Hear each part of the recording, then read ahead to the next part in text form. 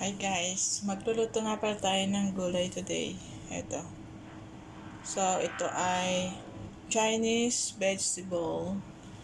So, hindi kasama yung dahon, bali ito lang nakatawan ang ating gugulayin. Tara, simulan na natin ang pagluluto ng, hindi ko alam kung anong tawag dito. Gagamit tayo ng peeler. Ganyan siya. Para siyang parang cucumber. Mabango ha? Ngayon lang ako naggulay nito. Bali, ang bumili nito yung amo ko. Hindi ako nabili ng ganito. Kasi, pag minsan, ako nag-choose ng gulay tapos hindi nila gusto. So, ang binibili ko lang na gulay, yung mga kilala na. Pag hindi kilala, hindi ako nabili. Ayan. Masyadong, mahaba kasi siya. Masyadong messy ang ating paligid. Matigas ang dito sa may banda. Ayan. Medyo, natin, kakapal-kapalan natin yung take out ng kasi, matigas yung balat niya.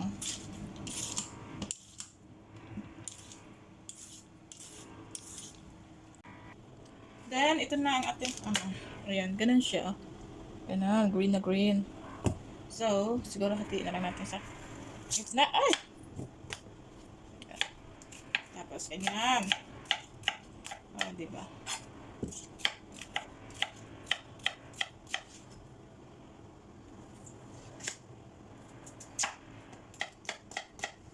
Para siyang cucumber. First time kong kakain din ng ganitong gulay.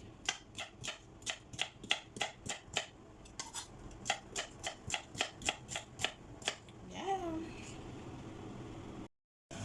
Ayan guys, i-boil muna natin siya bago natin igisa-igisa.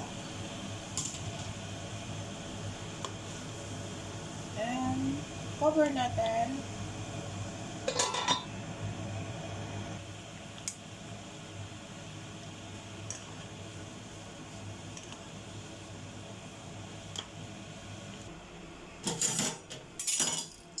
Ayan na guys, ating hugasan ulit.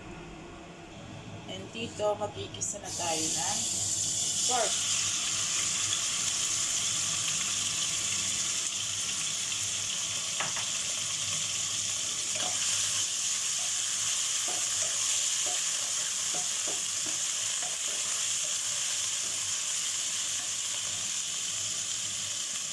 Tapos, ilagay na natin ang ating gulay.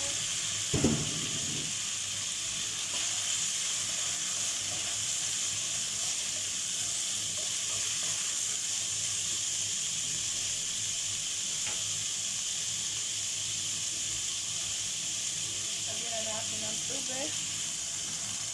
Gisa-gisa natin ang cover natin. Dito guys, maglalagay tayo ng oyster sauce, sesame oil,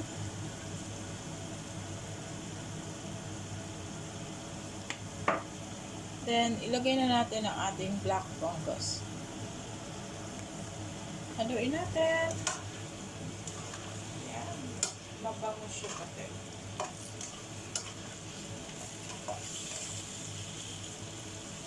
Ayan. And then, ilagyan ko nga pala siya ng beef broth. Pampalasa. Yan. Takipan natin siya. Ayan na guys. Luto na ang ating ulam. Thank you for watching.